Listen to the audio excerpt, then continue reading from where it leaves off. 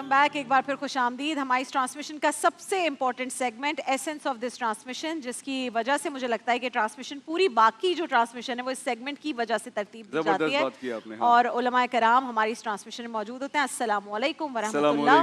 वालेकुम अस्सलाम। 2 दिन रह गए हैं और बहुत सारे अहम सवालात हैं जिस पर हमने कल मैं एक क्वेश्चन करके गया था, कल एक सवाल करके गए थे। वो कॉलर है मेरे ख्याल में। हाँ जी, एक लाइव कॉलर भी हमारे साथ। जी अस्सलाम वालेकुम। हेलो। अस्सलाम वालेकुम। वालेकुम अस्सलाम। जी कौन कहाँ से बात कर रहा है? मैं अपना नाम बताऊं कि बिल्कुल सही है, कोई बात नहीं। जी बताइए, क्या पूछना है आपको? क्या बात? मैंने ना मेरा ये है कि मैंने टीएल कराया है। जी टीएल करवाया है, मैं करवाया है टीएल के बाद जवाब कर सकते हैं। अच्छा अच्छा, ठीक है, मैं समझ गई। आगे बताइए। अच्छा ठीक है, मैं समझ गई। हाँ जी, सही है। एक सर्जरी होती है जिसमें बच्चा दानी को ज़ाहिर बंद करवा दिया जाता है कि बच्चे और ना पैदा हों। वो सर्जरी सही है करवानी? बिस्मिल्लाहिर्रहमानिर्रहीम। अल्लाह तबारक व तआला ने नस्ल इंसानी की हिफाजत के लिए मियाँ और बीवी के ताल्लुक़ को निकाह के ज़रिए से जायज़ करार दिया है। और इस बुनियादी रिश्ते का मकसद यह है कि इंसान के यहाँ बच्चों की विलादत हो, आदमी बाप बनने का शर्फ़ हासिल करे, औरत माँ बनने का शर्फ़ हासिल करे। तो अगर कोई शौहर और बीवी, यानी शौहर अपने जिस्म के अंदर कोई ऐसी मॉडिफिकेशन करवा लेता है या औरत अपने वजूद में कोई ऐसी तब्दीली करवा लेती है कि जिसकी वजह से बच्चों की पैदाइश का सिलसिला मुकम्मल तौर पर ख़त्म हो जाए या रुक जाए, तो बिला उज़्र शरई और तबी ये नाजायज़ होगा। बाज़ औक़ात ऐसा होता है कि लोगों में एक महज़ लज़्ज़तियत का जज्बा इस कदर परवान चढ़ जाता है कि बाज़ औक़ात वो बिफ़ोर मैरिज भी इस तरह की कुछ उमूर की तरफ अपना रुझान रखते हैं। तो इस वजह से तो ये शरअन नाजायज़ है। लेकिन अगर फ़र्ज़ कीजिए कि एक औरत के यहाँ बच्चों की विलादत हो चुकी है या डॉक्टर्स ने ज़िंदगी के किसी भी मरहले में उसे ये रेकमेंड कर दिया है कि अगर तुमने यूट्रस ना निकलवाया या तुमने इस तरह का कोई और तरीक़ा इलाज जिसकी वजह से फाइब्रॉइड्स हो जाते हैं, उसकी वजह से कहा जाता है निकलवा दें, तकलीफ होती है। एग्जैक्टली। तो कोई और ऐसा तरीक़ा इलाज जिसकी वजह से बच्चों का सिलसिला अब मुनक़ते हो जाए, तो शरई तौर पर फिर ये जायज़ होगा, क्योंकि माँ असल है और बच्चा उसकी फ़रा है, यानी बच्चा उसकी ब्रांच है, फ़रा है। तो किसी भी सूरत में बच्चे की पैदाइश की वजह से अगर माँ को कोई ऐसा नुकसान पहुंचने का अंदेशा है कि डॉक्टर्स बता चुके हैं कि तुम्हारा ऑपरेशन के ज़रिए से बच्चे की तुम्हारे यहाँ विलादत हो चुकी है, अगर दोबारा तुम माँ बनी तो नतीजतन तुम्हारी जान को ख़तरा हो सकता है या तुम्हारी जिस्म के अंदरूनी हिस्से में, तो ये करवा सकते हैं। लेकिन फैमिली प्लानिंग के लिए नहीं होगा। फैमिली प्लानिंग के लिए नहीं होगा कि महज किसी को 2 ही बच्चे अच्छे लगते थे। हाँ, ये पॉसिबल है कि अगर किसी शरई उज़्र की वजह से या अपने हालात के पेश नज़र कोई फैमिली प्लानिंग की तरफ तवज्जो रखना चाहता है, तो उसके लिए जो दूसरे ऐसे तरीक़े जो इंसानी जिस्म को नुकसान ना पहुँचाते हों, अखलाकियात के ख़िलाफ़ ना हो, हया के ख़िलाफ़ ना हो, तो वो दूसरे तरीक़े इख्तियार कर लिए जाएँ। लेकिन मर्द के लिए नसबंदी करवाना या औरत के लिए यूट्रस को निकलवा देना या बच्चा दानी को निकलवा देना, ये नाजायज़ हो। टेम्पररी जो फजल ज़ुबान साहब फैमिली प्लानिंग के तरीके होते हैं, वो एक कॉपर टी रखवाई जाती है, हाथ में रखवाई जाती है बच्चे ना होने के लिए। ये टेम्पररी जो सॉल्यूशंस होते हैं, वो उसकी इजाज़त है या उसकी भी ममानियत है? बिस्मिल्लाहिर्रहमानिर्रहीम। ये तो परमानेंट है, मतलब ये सर्जरी हो गई तो उसके बाद तो बच्चा नहीं पैदा किया जा सकता। और इन्होंने भी जो मर्दों के हवाले से निशानदेही की वो भी परमानेंट है, बट जो टेम्पररी है वो इजाज़त है उसकी या नहीं? देखिए, कुरान करीम के अंदर है वला तक़्तुलू औलादकुम खशियत इमलाक, कि भूख और फाके के डर से अपनी औलादों को कत्ल न करो। उसका एक मतलब यही बनता है कि इस नीयत से आदमी फैमिली प्लानिंग या मंसूबा बंदी करे या इसकाते हमल करे। अल्लाह ताला फरमाते हैं नहनु नर्ज़ुकुकुम व इय्याहुम, हम तुम्हें भी रिज़्क़ देंगे, आने वाली तुम्हारी नस्लों को भी हम रिज़्क़ देंगे। फिर अल्लाह ने उसलूब बदल कर कहा नहनु नर्ज़ुकुहुम व इय्याकुम, आने वालों के रिज़्क़ का बंदोबस्त तुम्हारे रिज़्क़ से भी पहले हो चुका है। तो एक तो ये ज़ाहिर है कि बहुत बड़ा कत्ल है, कबीरा गुनाहों के अंदर इसका शुमार आता है। अच्छा, मुस्तकिल तौर पर डॉक्टर साहब ने बात कर दी। आर्जी तौर पर अगर डॉक्टर ये सजेस्ट करे कि भाई اس عورت کے بدن کے اعتبار سے زیادہ بچوں کا ہونا نقصان دہ ہے اور اس کی جان خطرے میں پڑ سکتی ہے، یا بچوں کی تربیت کے حوالے سے کہ پے در پے یا زیادہ بچے ہوں گے تو ان کی تربیت اخلاقی اور دینی اعتبار سے نہیں ہو یوزلی پائے. جو گائنیکالوجسٹ ہوتی ہیں وہ کہتی ہیں 3 ایئرس کا گیپ دینا چاہیے، یہ ہیلدی باڈی کے لیے بھی ضروری ہے، خواتین کے لیے، کیونکہ آج کل ویسے ہی بہت کمزوری ہے. دیکھیں میرے خیال میں یہ ہر عورت کی جسمانی ساخت اور اس کی اس پہ صحت depend کے اوپر کرتا ہے. ڈیپینڈ صحیح. کرتا ہے. تو شاید بعض عورتوں کے لیے 3 بچوں کے بعد بھی کمزوری زیادہ ہوتی ہو، بعض عورتوں کے لیے نہیں. تو اس کو اسپیسیفکلی تو ہر ایک کے مطابق ڈیل کیا جائے گا، لیکن اس میں گنجائش ہے اس کو عزل یا ایسے طریقے کہ ویسے ہی میاں بیوی جو ہے وہ ایسے طریقے اختیار کرے جس سے اولاد نہ ہو، تو اس کی گنجائش ہے اور اس کو اختیار کیا جا سکتا صحیح. ہے. لیکن وہ ان کی نیت کے اوپر ڈیپینڈ کرتا ہے، اسباب اور وسائل کے اوپر ڈیپینڈ کرتا ہے، تعلیم اور تربیت کے اوپر ڈیپینڈ کرتا ہے.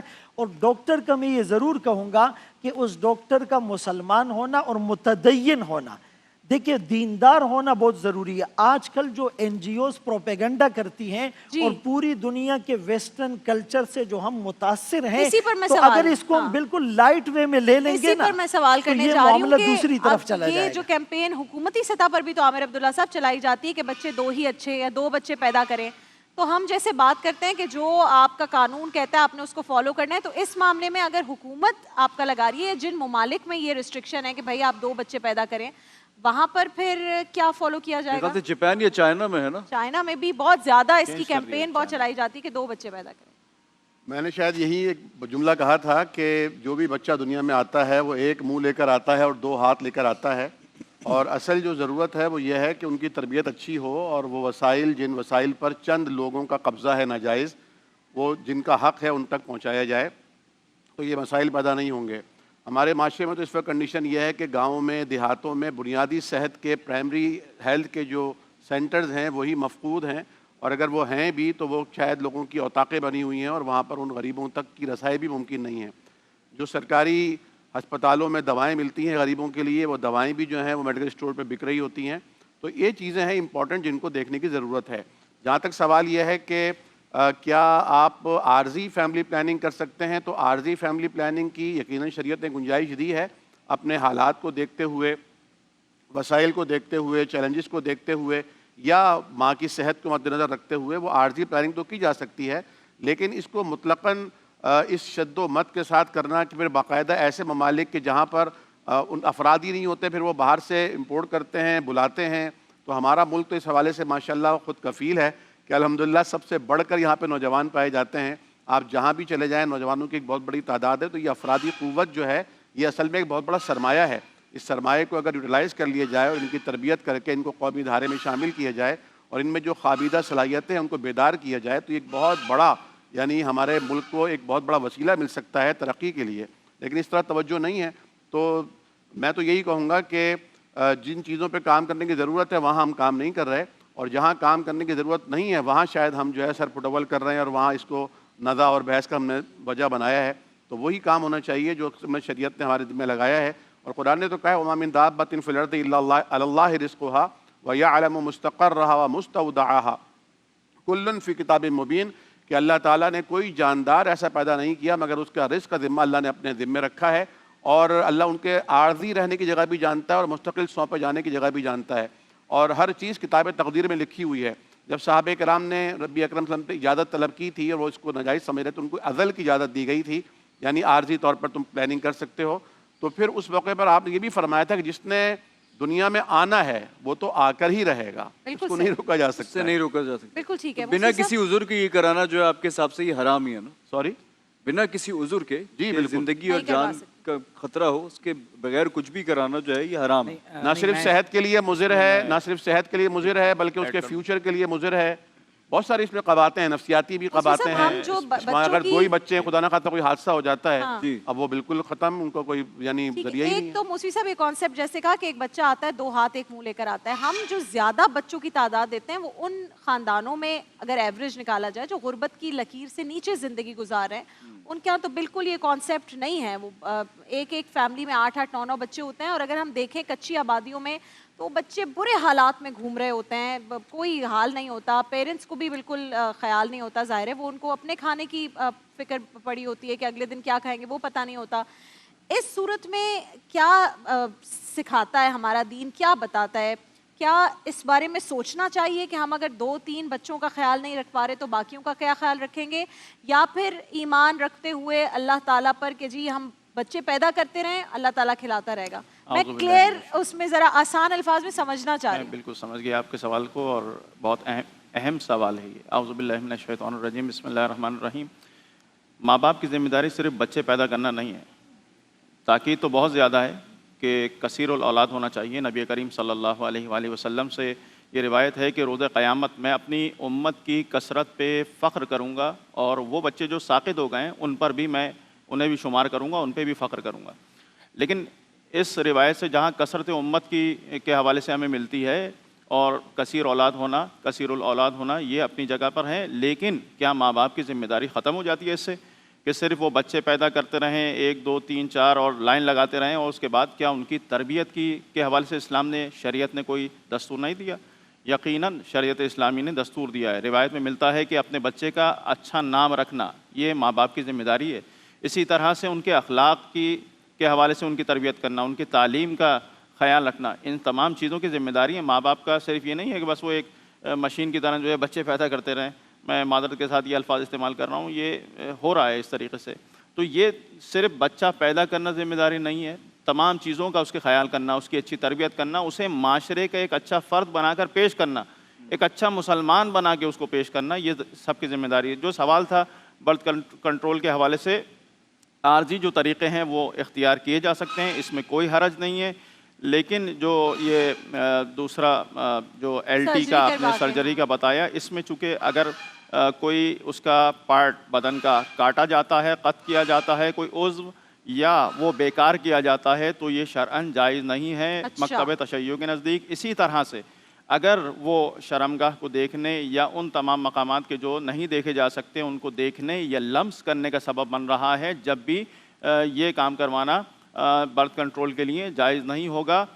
ہاں اگر یعنی کوئی ضرر ایسا ہو کہ جس کی وجہ سے یعنی جس کی تلافی نہیں ہو سکتی ہو, یا بے انتہا مشقت کا سبب بن رہا ہو, اور کوئی حلال راستہ نہ ہو اس کے علاوہ, تو اس صورت میں فقط اتنی مقدار میں کہ جتنے میں دیکھنا اور لمس کرنا ضروری ہے, بس اتنی ہی کی اجازت ملے گی, اس سے اضافے کی اجازت نہیں ملے گی. رابعہ بہن, میں آپ کے ایک سوال سے ایک نقطہ مجھے ذہن میں آیا ہے. دیکھیں یہ جو غربت ہے نا, غربت کا یا افلاس کا تعلق کثرت اولاد یا قلت اولاد سے ہرگز نہیں ہے. اس کا تعلق ایک خاص مینٹلٹی سے ہے, اس کا تعلق لا علمی, جہالت, اگنورنس سے ہے. ہمارے ہاں جن مقامات پر یہ جو آپ نے کنڈیشن سوال میں رکھی تھی آغا صاحب کے حوالے سے, جہاں پر یہ معاملات زیادہ تر دیکھے جاتے ہیں, وہاں اصل میں جہالت اصل مسئلہ ہے, اصل میں لا علمی اصل مسئلہ ہے. اصل میں انسان کو انسان ہی نہیں سمجھا جا رہا نا, وہ اپنے آپ کو مشین سمجھے ہوئے ہیں. ان کا کام بس کھانا ہے, پینا ہے, سونا ہے, اور اپنی نفسانی خواہشات پوری کرنا ہے. تو ان کو اصل میں وہ تربیت دینے کی ضرورت ہے جس تربیت کی آپ بات کر رہے ہیں. اس میں 2 چیزیں ہیں. دیکھیں, ایک ہے رزق کا خوف, اور اس کی وجہ سے اولاد پیدا نہ کرنا, یہ ایک الگ ہے, اور اس کی ذمہ داری اللہ نے لی. لیکن کیا کوئی ذمہ داری ماں باپ کے اوپر ہے نہیں ہے؟ تربیت کی, تعلیم کی, تمام چیزوں کی ذمہ داری ماں باپ. ایک جملہ بس میں ایڈ کرنا چاہتا ہوں. ہمارے ہاں ایک غلط فہمی ہے لوگوں میں کہ جب کبھی بھی شوہر اور بیوی کا تعلق قائم ہوتا ہے تو اولاد کا پیدا ہونا ضروری ہے. اگر کوئی کانٹرسیپٹیو استعمال کر لیے گئے یا کوئی ایسا طریقہ جس کے نتیجے میں وہ اولاد کو اوائڈ کر لیتے ہیں تو یہ حرام ہو جائے گا, تو ایسا نہیں ہے. شرعی طور پر یہ جائز ہے. آپ صلی اللہ علیہ وسلم نے اس کی اجازت بھی عنایت فرمائی. آپ خود غور کیجئے, آپ نے بچوں کی گنتی کے بارے میں پوچھا تو حضور علیہ الصلوۃ والسلام کی کتنی اولاد امجاد ہے. یہ ہمارے لیے ایک مثال ہے. حضرت سیدہ ام کلثوم, حضرت سیدہ زینب, حضرت سیدہ رقیہ, حضرت سیدہ فاطمہ الزہرا رضی اللہ تعالی عنہن اجمعین, اور آپ علیہ الصلوۃ والسلام کے 2 صاحبزادگان. تو اس کا مطلب یہ ہوا کہ 2 سے زیادہ بھی اولاد ہو سکتی ہیں. لیکن اگر والدین اپنی میوچل انڈرسٹینڈنگ کے ساتھ اپنے حالات کے پیش نظر, جسمانی صحت کے پیش نظر اگر وہ کوئی فیصلہ کر لیتے ہیں اور یہ فیصلہ صرف اس ایک فیملی تک محدود ہے، جس طرح مفتی صاحب نے بھی کہا کہ اس کو ہم جنرلائزیشن کے ساتھ پوری قوم کو مشورہ نہیں دے رہے کہ وہ یہ کام شروع کریں، پتہ چلا کہ بعد میں پھر ان کو پیسے دینا پڑیں کہ جس کے یہاں بچوں کی ولادت ہوگی تو اس کو پھر باقاعدہ اس کے لیے الاؤنسز دیے جائیں گے، جس طرح سے آج یورپ کے اندر ہو رہا ہے. تو میں یہ سمجھتا ہوں کہ یہ خالص ایک ہیومن رائٹس کا پرابلم ہے، لوگوں کا بہت پرسنل اور کلوز پرابلم ہوتا ہے. لوگوں کو خود ڈیسائیڈ کرنے دیں کہ وہ اپنے حالات کے پیش نظر. ایک اور جی لائیو کالر ہیں ہمارے ساتھ. السلام علیکم. وعلیکم السلام جناب، محمد عبداللہ بات کر رہا ہوں کراچی سے. جی عبداللہ بھائی بتائیے. جناب ایک کچھ عرصہ پہلے ایک قصص القرآن کے نام سے ایک سیریز آیا کرتی تھی مصر کی، جس میں انبیاء کرام کے اور صحابہ کرام کے واقعات بیان کیے جاتے تھے. پھر اس کے بعد ایک عمر سیریز کے نام سے سیریز آئی کہ جس میں حضرت صلی اللہ علیہ وسلم کے زمانے کے صحابہ وغیرہ. آج کل یہ تمام کے تمام کام جو ہے یہ اے آئی جنریٹڈ ویڈیوز کے ذریعے سے کیا جا رہا ہے. جی تو میرا علماء کرام سے یہ سوال ہے کہ کیا ان فلموں اور موویز وغیرہ کو دیکھنا کیا یہ جائز ہے؟ کیونکہ جب ہم لوگ ان کو دیکھتے ہیں تو پھر قرآن مجید کی تلاوت کرتے ہوئے، سورت پڑھتے ہوئے یا نماز پڑھتے ہوئے دماغ میں ان کا خیال آتا ہے کہ نعوذ باللہ حضرت ابراہیم ایسے نظر آتے ہوں گے، حضرت اسماعیل ایسے نظر آتے ہوں گے. تو کیا یہ ویڈیوز صحیح ہے، سمجھ آ گئی، بالکل بات سمجھ آ گئی. قصص الانبیاء یا اس طرح کے جو بھی انبیاء سے متعلق واقعات ہیں ان کی اب اے آئی ویڈیوز بنائی جاتی ہیں. اور یوٹیوب پر تو میں ایک اس دن خود میری نظر سے گزری کہ وہ ملینز آف اس کے ویوز تھے، اس میں باقاعدہ پکچرائز کر کے پورے واقعات دکھائے ہوئے ہیں، حضرت نوح علیہ السلام کے ساتھ کیا واقعہ پیش آیا سب کچھ. پہلے تو یہ بنانا بڑا مشکل تھا، ظاہر ہے کسی کا بھی مووی بنانا بڑا مشکل ہے. اب جو اے آئی کی ایپس آ گئی ہیں اس سے تو بہت آسان ہو گیا ہے. لیکن میں نے دیکھا اس کے اندر جو پروفٹس کے بارے میں ذکر ہے نا، اس میں پروفٹس کی شکل نہیں دکھاتے کبھی. ہاں وہ ایک روشنی سی دکھاتے ہیں، امیجنری روشنی ہوتی ہے وہ دکھاتے ہیں. باقی لیکن جو لوگ اس قصے میں انوالو ہیں ان سب کی شکلیں دکھائی جاتی ہیں کارٹون کے طور پر. دیکھیے دانش بھائی، اس وقت دنیا کا سب سے بڑا سوال میں یہ سمجھتا ہوں کہ اس رمضان ٹرانسمیشن کا بھی سب سے بڑا سوال یہ ہے کیونکہ اس وقت ڈیجیٹل ٹیکنالوجیکل ریولوشن کی وجہ سے دنیا جس تیزی کے ساتھ اب مٹیریلزم سے ورچوئلزم کی طرف جا رہی ہے، یہ اس وقت ہماری فیملیز کا، نوجوانوں کا، پوری مسلم دنیا کا ٹیکنالوجیکل ایتھکس، ڈیجیٹل بیہیویئر اور اے آئی ایتھکس کے حوالے سے یہ سب سے بڑا کوشچن ہے جس کو ہمارے یہاں اس وقت ایڈریس نہیں کیا جا رہا. آپ ذرا غور کیجئے کہ آپ سعودی عربیہ، قطر اور خاص طور پر یو اے اور دیگر مسلم ممالک کی بات کریں، وہ اے آئی ایتھکس پر اپنی اسٹریٹجیز بنا چکے ہیں. اس پر لیجسلیشن ہو رہی ہے، پوری دنیا کے ممالک میں ہو رہی ہے. میں اس کی ایک چھوٹی سی مثال آپ کو دوں گا. جب آپ مائنرز کی پکچرز کو ان اے آئی ٹولز میں ڈال کر کچھ جنریٹ کرنا چاہیں تو وہ آپ کو خود ڈینائی کرے گا، وہ بتائے گا کہ مائنرز کے حوالے سے لیجسلیشن ہو چکی ہے. میں اس میں گزارش کرنا چاہوں گا کہ ایک ہے کسی شخص کا باقاعدہ کوئی کردار ادا کرنا اور ایک ہے اے آئی ٹولز کے ذریعے سے اس کو جنریٹ کرنا. بہت سے اسٹوڈنٹس کے ذہن میں یہ سوال آ رہا ہے، آپ چاہیں تو ڈسکس نہ کریں لیکن یہ معاشرے کا زندہ مسئلہ ہو رہا ہے. لوگ یہ سوال کر رہے ہیں کہ کیا نعوذ باللہ آپ صلی اللہ علیہ وسلم کے حلیہ مبارک کو ہم کسی اے آئی ٹول پر ڈال کر کوئی ہم تصویر جنریٹ کر سکتے ہیں، یا اے آئی ٹولز کے ذریعے سے دانش بھائی اب صرف وہ ایک لائٹ نہیں دکھاتے، باقاعدہ کارٹونز بن رہے ہیں، باقاعدہ فلمیں بن رہی ہیں اور پورا جو میٹا فزکس ہے سارا، جس میں آپ کی جنت، جہنم، فرشتے اور نعوذ باللہ من ذالک اب خدا کے وجود پر بھی اس طرح کی اے آئی جنریٹڈ فلمز آ رہی ہیں. اے آئی پاورڈ قرآن ہمارے پاس آ رہے ہیں، لوگ اپنے قرآن مجید کے تراجم بنا رہے ہیں، تفاسیر بنا رہے ہیں. تو بہت سارے ریلیجن سے ریلیٹڈ میٹرز ہیں جو اس وقت ورچوئل ورلڈ میں ہمارے ہاں پیدا ہو گئے ہیں. اے آئی وائف کا تصور آ گیا، ڈیجیٹل کمپینین شپ کا تصور ہمارے ہاں اس وقت رائج ہو چکا ہے اور بے شمار ویب سائٹس اور اپلیکیشنز اس پر کام کر رہی ہیں. میں یہ سمجھتا ہوں کہ اس کو باقاعدہ ایڈریس کرنے کی ضرورت ہے. شرعی حکم کیا ہے؟ میں یہ عرض کر رہا تھا کہ اب ڈیجیٹل وائف اور ڈیجیٹل کمپینین کا بھی ایک تصور سامنے آ گیا. ریلیجیس سائٹس کو ہسٹوریکلی ریکریٹ کیا جا رہا ہے، یعنی آپ وی آر گلاسز کے ذریعے سے اس 1400 سال پرانے دور میں داخل ہو کر اس ریکریشنل ریالٹی کے ساتھ آپ ورچوئل ورلڈ میں تمام چیزوں کو اپنے وی آر گلاسز کے ذریعے سے دیکھ رہے ہیں. اب ایک پہلی بات تو یہ ہے کہ اسلامی دنیا پر یہ فرض ہے کہ وہ اپنے مد مقابل افراد سے زیادہ بڑی تعداد میں، قوت میں، ٹیکنالوجی میں آگے بڑھیں، کیونکہ آپ لیجسلیشن اور اخلاقی نوعیت کے مسائل کو اس وقت تک حل نہیں کر سکتے جب تک آپ ان سے زیادہ ٹیکنالوجی کو حاصل نہیں کریں گے. آپ غور کیجئے کہ ابھی کچھ عرصے پہلے ہی غزہ کے اندر اے آئی پاورڈ ویپن استعمال کرنے کا انکشاف ہوا ہے کہ کس طرح سے اے آئی پاورڈ ویپنز اور ڈرونز کے ذریعے سے، ایئر کرافٹ کے ذریعے سے وہاں پر بمباری کی گئی ہے. تو اب میں آنا چاہتا ہوں کہ یہ خاص طور پر کہ اے آئی کے استعمال میں جہاں انبیاء کی تصویر سازی ڈپیکشن ہو رہی ہے، اس کی کیا شرعی حیثیت ہے؟ دیکھیں ڈاکومنٹریز ضرور بنائیں، اینیمیشنز بنائیں، آپ اس قدر آگے جا رہے ہیں، اب شاید آنے والے وقتوں میں اے آئی مفتی ہمارے سامنے آ چکے ہیں، اے آئی ورچوئل علماء کا تصور ہے، اور جب سے آرٹیفیشل انٹیلیجنس، روبوٹکس اور ورچوئل ریالٹی یہ تینوں چیزیں کمبائن ہوئی ہیں، آپ یقین جانیں دنیا میں ایک ایسا بڑا انقلاب آ گیا، ہو سکتا ہے کہ آئندہ آنے والے وقتوں میں ایک اے آئی روبوٹک عالم آپ کے سامنے ہو اور اینکر بھی اسی طرح سے آپ کے سامنے ہو۔ اچھا لیکن میں ایک کوشچن یہ کرنا چاہوں گا، جیسے جو چھوٹے بچے ہیں وہ ان کے لیے ایک طرح کی ویژول ٹریٹ ہوتی ہے کہ وہ دیکھ رہے ہیں جو ہم قصہ ان کو سنا رہے ہیں وہ اے آئی کے تھرو اس کو اینیمیٹڈ فارم میں دیکھ رہے ہیں، تو وہ اس کو زیادہ شوق سے دیکھتے ہیں اور اسی بہانے وہ قصہ جو ہے وہ ان کو پورا یاد بھی ہو جاتا ہے، تو یہ اس وجہ سے کیا کہنا ہے؟ صحیح، دیکھیے میں یہ عرض کر رہا ہوں کہ لرننگ پروسیس اس سے بہت بڑھ گیا کیونکہ آپ کے تمام سینسز اس میں استعمال ہو رہے ہیں، اور وی آر گلاسز سے تو آپ فیل کر رہے ہیں کہ as if you are there, آپ وہاں پر موجود ہیں۔ لیکن جو سب سے امپورٹنٹ حصہ ہے میں چاہتا ہوں کہ میں کنکلوڈ کر دوں کہ دیکھیے غیر نبی اور نبی میں فرق ہوتا ہے، قرآن اور غیر کتاب اللہ میں فرق ہوتا ہے۔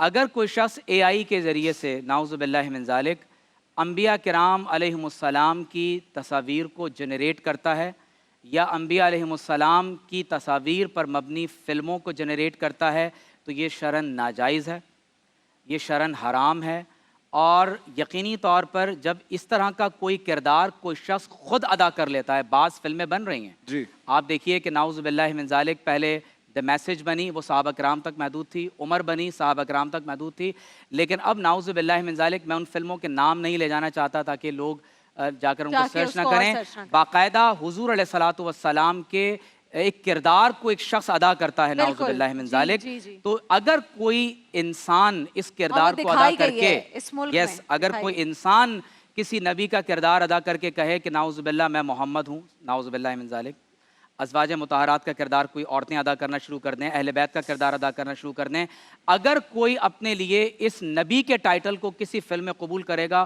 وہ اسی لمحے دائرہ اسلام سے خارج ہو جائے گا، کیونکہ یہ ختم نبوت کے عقیدے کے خلاف ہے، یہ اللہ کے نبی کی حرمت اور تعظیم کے خلاف ہے۔ جہاں تک تعلق ہے اے آئی جنریٹڈ ویڈیوز کا تو یہ بھی شرعاً حرام اور ناجائز ہیں، جو انبیاء کی ڈپیکشن کے ساتھ بنائی جاتی ہیں، کیونکہ یہ انبیاء علیہم السلام کے مقام و مرتبے کے خلاف ہے، اور خاص طور پر یہ بات بہت امپورٹنٹ ہے، اگر سد و ذرائع کے تحت آپ نے یہ نہیں کیا تو جس طرح سے نعوذ باللہ من ذالک غیر انبیاء کے بارے میں جو بلیسفیمی کا ایک سلسلہ پوری دنیا کے اندر چلتا چلا جا رہا ہے، یہ سلسلہ مزید آگے بڑھے گا۔ آپ روک کیسے سکتے ہیں؟ اے آئی ایتھکس کے ذریعے، لیجسلیشن کے ذریعے، اور یہ ہوگا کس وقت جب آپ ٹیکنالوجی میں اپنے مد مقابل سے زیادہ آگے بڑھیں گے، ورنہ یہ پاسبل نہیں ہوگا۔ اسی صاحب بھی ہم نے دیکھا یوم علی کے موقع پر جو شہادت کا منظر تھا اے آئی سے وہ بنا کر شیئر کیا جا رہا تھا، اس میں فیس نہیں شو کر رہے تھے لیکن ظاہر ہے وہ ایک پوری جیسے آپ کہہ رہے ہیں پرسنالٹی اور شہادت کے وقت کیا ہوا کس طرح، یہ انسٹاگرام پہ بہت کامنلی شیئر کیا جا رہا تھا۔ میں اسپیسیفک اس لیے کہہ رہی ہوں تاکہ ہم پہنچ سکیں قریب اس چیز تک کہ اس میں کیا ہے الاؤڈ اور کیا نہیں ہے، اس طرح کی چیزیں بنانا جائز ہے؟ بسم اللہ الرحمن الرحیم۔ پہلی بات تو اس کے اندر جو آپ بیان کر رہی ہیں وہ امیر المومنین کے حوالے سے ہے، امیر کوفہ یا شہید کوفہ کے نام سے، اور اس کے اندر چہرہ نہیں دکھایا گیا امیر المومنین کا، صرف قدم مبارک دکھائے گئے، اور مکتب تشیع کے نزدیک اس میں اختلاف ہے، بہرحال بعض مخالف ہیں اس کے کہ چہرہ نہ دکھایا جائے، شخصیت نہ دکھائی جائے، اور اس لیے جو آپ نے دانش بھائی چونکہ آپ تو اس سے ریلیٹڈ ہیں اور آپ کا کام ہی یہی ہے، آپ نے صحیح نشاندہی کی کہ وہ نور کا ایک حالہ سا بنا دیتے ہیں چہرے کے اوپر تاکہ وہ تعظیم ان کی تکریم میں اس کا جو ہے خیال رکھنا چونکہ ضروری ہے، لہذا وہ بعض فقہاء نے بہرحال اجازت دی، آیت اللہ سیستانی ابھی جو آیت اللہ علی خامنائی شہید ہوئے ان کے نزدیک اجازت ہے، لیکن اس شرط کے ساتھ کہ ان شخصیات، ان مقدس ہستیوں کی تکریم کا اور ان کی تعظیم کا خیال رکھا جائے، اور جو لوگوں کے ذہن میں اور ان کے دلوں میں ان شخصیات کے بارے میں تصور ہے، تصور تصویری موجود ہے، اس کے حوالے سے کوئی برا خیال نہ آ رہا ہو، یعنی اس شخصیت کو دیکھنے کے بعد وہ کہیں کہ نیگیٹو پہلو آ رہا ہو، یا جیسے قبلہ نے ڈاکٹر صاحب نے اس کی طرف اشارہ بھی کیا کہ اس شخصیت کو دیکھنے کے بعد بار بار وہی شخصیت تصور میں آ رہی ہے، تو وہ تو مقدس ہستیاں ہیں، اور جو اس طرح کی بن بھی رہی ہیں اس کے اندر ان شخصیات کے چہرے کو نہیں دکھایا جا رہا، لیکن بعض نے بہرحال اجازت دی ہے، وہ بھی شرائط کے ساتھ ہے، بغیر شرائط کے نہیں ہے، اور بعض نے مطلقاً اس کی مخالفت کی ہے. تو یہ بہرحال ہمارے یہاں اختلافی مسئلہ ہے اور بعض نے اجازت دی ہے اور بعض نے اس میں شرائط کے ساتھ جو ہے وہ منع کیا ہے, بعض نے جو ہے وہ اختلافی مسئلہ ہے. یہ عامر عبداللہ صاحب کچھ ایڈ کر رہے ہیں؟ دیکھیے اس حوالے سے انتہائی امپورٹنٹ بات یہ ہے کہ نبی کریم صلی اللہ علیہ وسلم کا ایک فرمان ذیشان ہے. آپ نے فرمایا تھا کہ میری خواہش ہے کہ ہم اپنے بھائیوں کو دیکھیں. صحابہ کرام نے کہا تو یا رسول اللہ ہم آپ کے بھائی نہیں ہیں, تو فرمایا تھا کہ تم تو میرے ساتھی ہو, اصحاب ہو. بھائی تو وہ ہوں گے جو قیامت کے دور میں یعنی آخری دنوں میں مسلمان ایمان لانے والے ہوں گے, وہ مجھے دیکھے بغیر ایمان لائیں گے. تم نے تو مجھے دیکھا ہے, وہ مجھے دیکھے بغیر ایمان لائیں گے. تو یہ جو دیکھنے کی یہ خواہش ہوتی ہے نا, یہ خواہش تو ہے. حضرت موسیٰ علیہ السلام کو اللہ کو دیکھنے کی, دیدار کرنے کی خواہش تھی, اور آج ہر مسلمان کی خواہش ہے کہ حضور کریم کا دیدار ہو. ہم بچپن میں بھی اور اب بھی کثرت سے درود شریف پڑھتے ہیں کہ حضور کریم خواب میں نظر آئیں. لیکن امپورٹنٹ میٹر یہ ہے کہ بعض شخصیات بالخصوص انبیاء علیہ السلام, نبی کریم صلی اللہ علیہ وسلم اور اسی طرح صحابہ کرام, وہ اتنی مقدس اور اتنی مطہر اور اتنی پاک باز اور ہمارے ایمان کا اتنا حصہ ہوتے ہیں کہ اگر ان کا کوئی کردار کوئی دنیاوی شخص نبھاتا ہے یعنی وہ پلے کرتا ہے, تو پھر جب بھی ہم ان کے بارے میں پڑھتے اور سوچتے ہیں تو ہمارے ذہن میں آتا ہے. نمبر 1.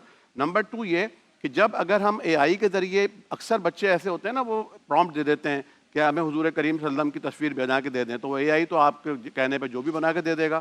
تو یہ بالکل غلط ہے, حرام ہے. صحیح فرمایا مفتی صاحب نے, ناجائز ہے. بچوں کی تربیت ہونی چاہیے, اسکولز میں بچوں کو بتایا جانا چاہیے, مدارس میں, اور اسی طرح جمعے کے خطبات میں ان کو ایڈریس کیا جانا چاہیے کہ اس طرح کا پرومپٹ نہ دیں. اگر کہیں ایسی چیز دیکھیں تو اس کو کنڈم کریں. اور جو حضور کریم صلی اللہ علیہ وسلم کی تعلیمات ہیں, دیکھیں جتنا یعنی نبی اکرم کا نہ کوئی ٹویٹر اکاؤنٹ ہے, نہ آپ کا فیس بک اکاؤنٹ ہے, نہ آپ کا کوئی پیج ہے, نہ آپ کی کوئی میڈیا ٹیم ہے, نہ اس کے کوئی ایڈمن ہے, لیکن پوری کائنات میں سب سے زیادہ مقبول ترین اگر کوئی ہستی ہے تو ہمارے نبی کریم ہے. کوئی رائے نہیں اس بات. وہ جو آپ کی تعلیمات ہیں وہ قرآن کریم, اما عائشہ سے پوچھا گیا کہ حضور کا اخلاق کیسا تھا, کردار کیسا تھا, انہوں نے فرمایا تم نے قرآن نہیں پڑھا, کان خلق القرآن. تو اگر آپ قرآن پڑھیں گے, اگر آپ احادیث پڑھیں گے, سیرت طیبہ پڑھیں گے, تو حضور آپ کو چلتے ہوئے, بیٹھتے ہوئے, مسکراتے ہوئے, اٹھتے ہوئے, بیٹھتے ہوئے, دیتے ہوئے, لیتے ہوئے نظر آئیں گے. تو یہ جو تصور کا جو مزہ ہے نا, یہ دیکھ کر کبھی کیا بات کی. فضل سبحان صاحب اس میں ایڈ ہو جائیں ضمن ایک سوال. جیسے انہوں نے کہا کہ لیجسلیشن بن گئی ہے, مائنرز کی اگر آپ پکچر بنانا چاہیں, اس کو کچھ اور ماڈیفائی کرنا چاہیں, آپ کو اے آئی خود روک دیتا ہے کہ مجھے الاؤڈ نہیں ہے. اس طرح مسلمان ممالک کو, لیڈرز کو, علماء کرام کو مل کر لیجسلیشن بنوانی چاہیے کہ کوئی بھی خدا نہ خواستہ اگر کہتا ہے کہ رسول اللہ کی کوئی بھی اے آئی سے جنریٹڈ ان کا جو بھی تصور ہے, پکچر ہے, وہ بنایا جائے, تو اے آئی خود منع کر دے. یہ لیجسلیشن پر کام ہونا چاہیے. بسم اللہ الرحمن الرحیم. دیکھیں بنیادی بات تو یہ ہے کہ قرآن وَأَعِدُّوا لَهُم مَّا اسْتَطَعْتُم مِّن قُوَّةٍ, یہ الفاظ ہیں کہ کافروں کے خلاف تیاری کر رکھو جو بھی تمہارے پاس قوت ہو. مفسرین نے لکھا ہے کہ یہاں کسی اسلحے کا یا ویپن کا نام نہیں لیا ہے, یعنی ہر زمانے میں وہ ٹیکنالوجی جس سے کافر تم پر غلبہ پا سکتا ہے, اس کے مقابلے میں اس سے اعلیٰ درجے کی ٹیکنالوجی کو حاصل کرنا مسلمانوں پر فرض ہے. فرض ہے. امام غزالی رحمۃ اللہ علیہ نے احیاء العلوم میں اس بات کو مینشن کیا. اب یہ جو 5th جنریشن وار, ہائیبریڈ وار یا ڈیپ فیک ٹیکنالوجی وار جو بھی ہے, اب دیکھیں اے آئی اس وقت جھولے میں ہے, وہ بھی بچہ ہے, ابھی تو اس کو اور آگے بڑھنا ہے. ٹریڈیشنل اے آئی, پرسکرپٹیو اے آئی, پروگرامیٹیو اے آئی, اسی طرح ایجنٹک اے آئی, اور اس میں باقاعدہ لوگوں کے سکل سکور کو دیکھا جاتا ہے, اس میں پرسنالٹی انسائٹس کو دیکھا جاتا ہے, اس میں زرنسٹ کے حوالے سے لوگ جو ہے وہ زمین اور زر کے حوالے سے معلومات لیتے ہیں, اس میں وائب کوڈنگ کا ایک پرسیپشن ہے.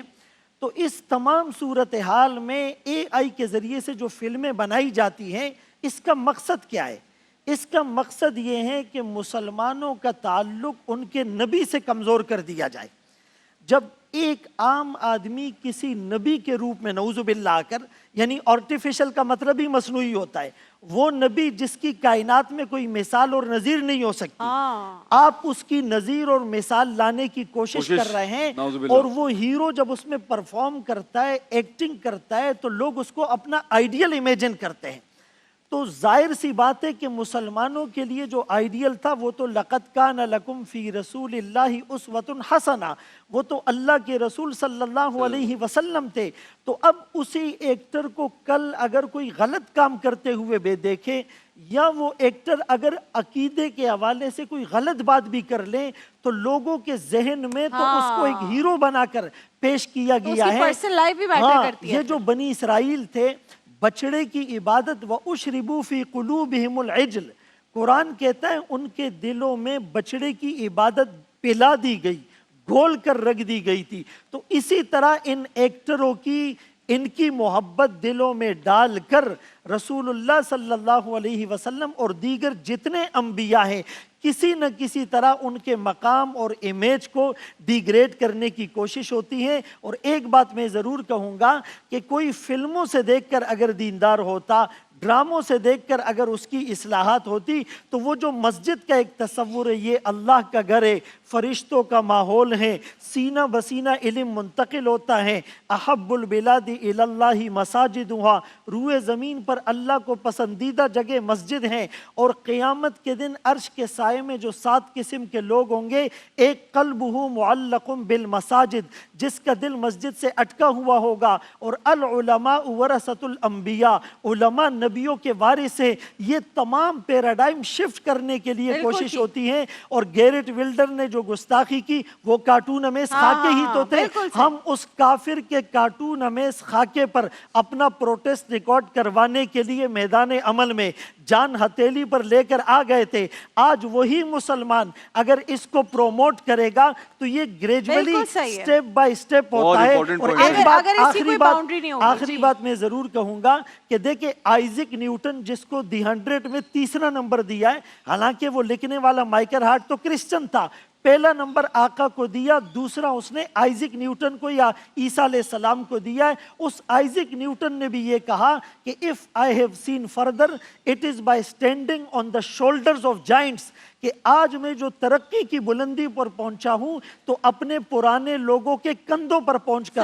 تو اسی لیے ہمیں اپنے اکابر اور اسلاف کے نقش قدم پر چلنا چاہیے اور اس طرح کی چیزوں سے اعتراض کرنا چاہیے. دیکھیں ٹیکنالوجی کو نا آپ روک نہیں سکتے، میں آپ کو یہ بتا رہا ہوں. دیکھیں علماء، مفتیان کرام، مدارس، مساجد، یہ سب کچھ بہت تیزی کے ساتھ ایک ورچوئل ریالٹی کی طرف بڑھ رہا ہے. ہمیں اس کا مقابلہ اس ٹیکنالوجی کو مزید آگے اختیار کرنے سے کرنا ہے. آپ کا مقابلہ جین زی سے ہے، جین الفا سے ہے. صرف میں ایک جملہ کہوں گا کہ آپ صلی اللہ علیہ وسلم کی ایک حدیث ہے، بخاری اور مسلم کی حدیث ہے، بجائے اس کے کہ ہم لوگوں کو اے آئی کے ذریعے حضور کی زیارت کی طرف لے جائیں، حضور نے فرمایا مر رآنی فی المنام فسیرانی فی الیقظہ، فرمایا جس نے مجھے حالت خواب میں دیکھا ان قریب مجھے حالت بیداری میں بھی دیکھے گا. کیا بات ہے. تو اپنے بچوں میں، اپنی نسلوں میں آپ ضرور ٹیکنالوجی کو بے تحاشا سکھائیں، ایتھکس کے ساتھ سکھائیں، اس کی ڈوز اور ڈونٹس کے ساتھ سکھائیں. لیکن اس کے ساتھ ساتھ جو ہی مرتبہ آ جائے انبیاء کا، جب بات آ جائے حضور علیہ السلام کی، تو قصیدہ بردہ شریف کا ایک شعر ہے کہ منزہ عن شریک فی محاسنہ فجوہر الحسن فیہ غیر منقسم. جس طرح اللہ تعالیٰ توحید میں یکتا ہے، اسی طرح کوئی شخص حضور علیہ السلام کا نہ مثل ہو سکتا ہے، نہ مثال ہو سکتا ہے، نہ حسن و جمال میں حضور کے شریک ہو سکتا ہے. کائنات کا ہر حسن تقسیم ہو سکتا ہے. حضرت یوسف کا حسن بھی کائنات کا آدھا ہو سکتا ہے. حضور علیہ السلام کا حسن مبارک تقسیم نہیں ہو سکتا. یوسف سے پوچھے مصطفیٰ کا حسن کیسے. واہ واہ. مثل مصطفیٰ کا کبھی تھا نہ ہے نہ ہوگا، کبھی تھا نہ ہے نہ ہوگا، کسی اور کا یہ رتبہ. درود ان پر، سلام ان پر، یہی کہنا خدا کا ہے. خدا کے بعد جو ہے مرتبہ صلی علی کا ہے. وہی سردار عالم ہے، وہی غمخوار امت ہے، وہی تو حشر کے میدان میں سب کی شفاعت ہے. ایسا تجھے خالق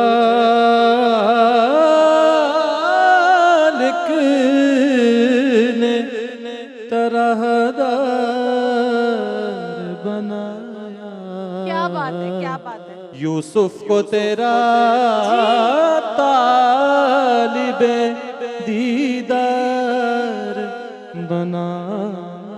क्या बात है, क्या बात है। देखिए महफिल रमज़ान लाइव ट्रांसमिशन रोज़ाना दोपहर 2 बजे से सिर्फ ग्रीन एंटरटेनमेंट पर।